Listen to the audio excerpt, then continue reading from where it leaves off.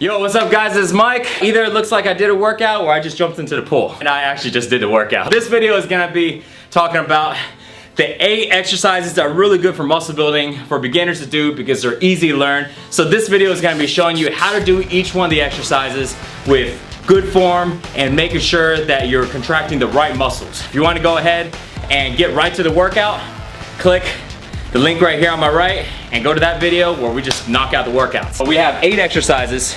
The only equipment you're gonna need is basically gonna be a pair of dumbbells, medium weight or so. Every exercise we're gonna do only 30 seconds, okay? 30 seconds, 30 seconds, 30 seconds, and keep going. There's no rest, so take rest if you need to. If not, just keep rolling with it. We're gonna be doing 4 rounds total. When you knock through all these exercises, it equals 1 round. We're gonna repeat it 4 times. This is total body, because push-ups working on your chest, shoulders, and triceps.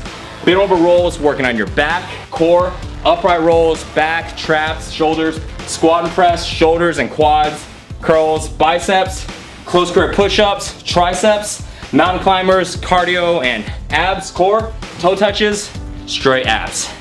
You add them all together, you got a killer muscle building workout / endurance and cardio. So let's go ahead and run through the exercises, make sure we do them right. This is a big mistake I see guys when they're doing push-ups. I used to do the same thing. And so when people are doing push-ups, number one, let me turn to the side so y'all guys can see. A lot of guys do this, right?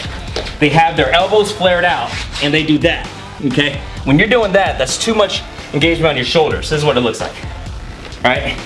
If you're doing this, you're not doing push-ups right. You need to have your elbows tucked in back here. So when you're doing push-ups, you're actually coming back here at a 45-degree angle instead of flared out, okay? That's the first thing. Make sure your hands are right under your chest and not your shoulders. So check this out. If you do this, this is right under your shoulders. Y'all guys can see this okay? So when you come down, it's gonna work a lot of shoulders. If you come right here, notice that now it's aligned to my chest. And it was just a very small movement. Keep your elbows at 45 degrees and come up. Make sure that your body is flat like a board, okay? So no slouching your back like this and no popping your butt up like this. Next thing, bent over rolls. The key thing on a bent over roll, I'm gonna turn to the side again, is making sure you don't round your back. So you don't wanna do this, right?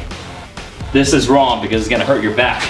You wanna keep your butt out, look either forward or slightly down, so now your back is straight.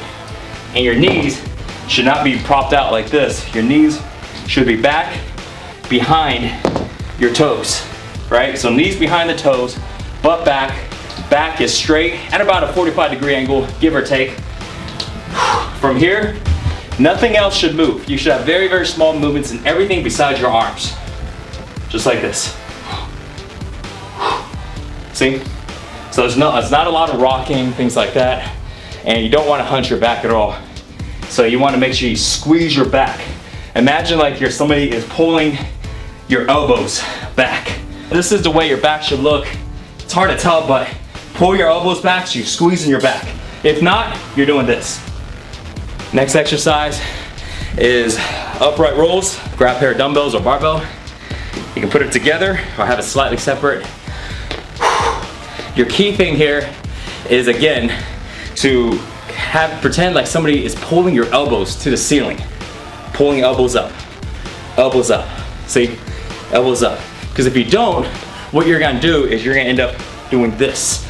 It's almost like doing a curl. Somebody's gonna do this. You see?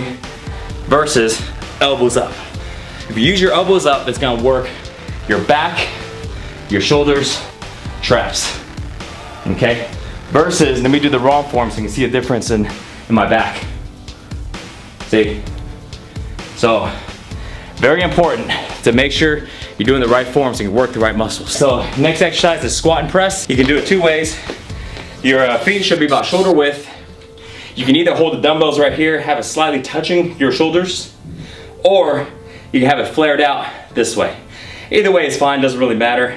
I like to do it right here in the front. The reason why is because when I squat down, I like to touch my elbows to my knees. So this way it gives me a good gauge of how low to go before I come back up. So I come down, touch, up, touch, up. So this way, as you get fatigued, You may not want to go as low, but if you don't feel that touch, you know, it means you didn't go low enough. Either way, if you're more comfortable with it this way, you can still do the same thing.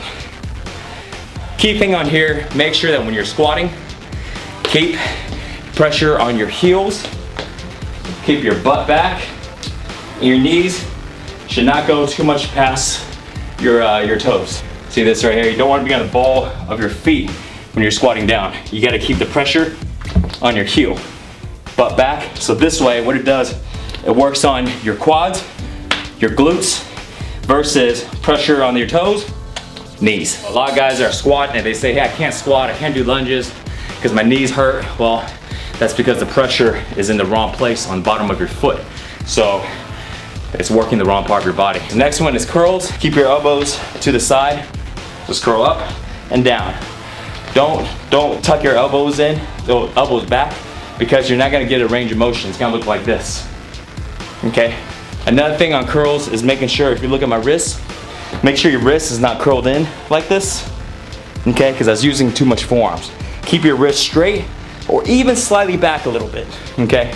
So this way, it takes the pressure off your forearms and right into your biceps. Next one is close grip push-ups. Number one, making sure your elbows are flared 45 degrees back and not to the sides. So you want to make sure the grip, well, your hand placement, the closer your hands are to each other, the more triceps you work.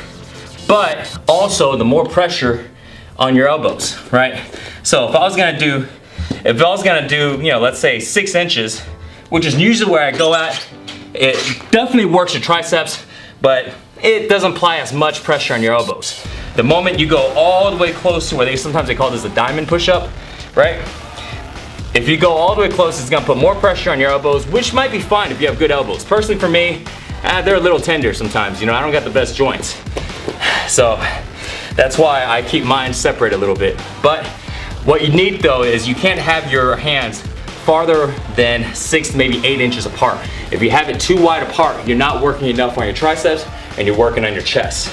As far as hand placement goes, right under your chest, same thing. So right here, so your chest, I'm gonna rest right here so y'all guys can see how if I go all the way down, my hands is right under my chest. So it's not like this, you know, something like that. You know, they say kiss the ground, you know, kiss the diamond, stuff like that.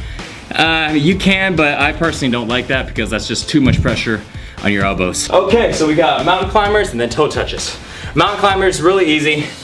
I'm turn to the side. Here's a tip on mountain climbers. If it's hard for you, what you're gonna naturally do, I don't even need to tell you this, you're gonna naturally lean back like this.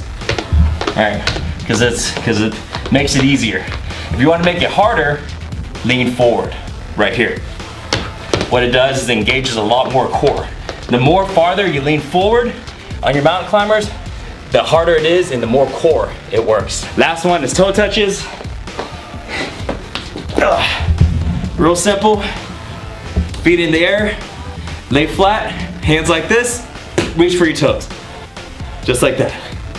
Not much to it. Reach for your toes. Make sure you're engaging your abs. One thing I'll say is try not to strain your neck. So you don't want to do this because you're gonna end up working your neck.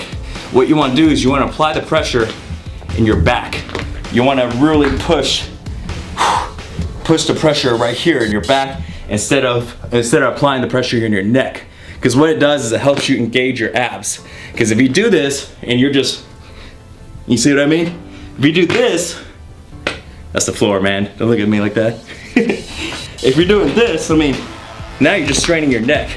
But if you apply the pressure in your back and you use your abs, damn, that was loud. See? Now you're working your abs. So that's the key thing, is making sure, especially on toe touches, that you do it right. Because if not, your neck would be just super, super sore. You probably have a very swollen neck, you know, like one of those guys with crazy veins coming out of their neck and no abs. There you go, guys. That's how you do all 8 of these exercises. Don't forget, you're gonna be doing 4 rounds of 30 seconds each. Rest as minimum as you can, and it's gonna be super, super killer. All you need is a pair of dumbbells. Now that you know how to do the workout, it's time to grab your timer and grab your dumbbells and do the workout. Now, if you wanna join me and do the workout with me, click the workout here on my right. Now for you guys that want to learn the fastest way to build muscle and get six-pack abs, click the link above to go to sixpackshortcuts.com. Thanks for watching guys, and I will see you next time. Peace.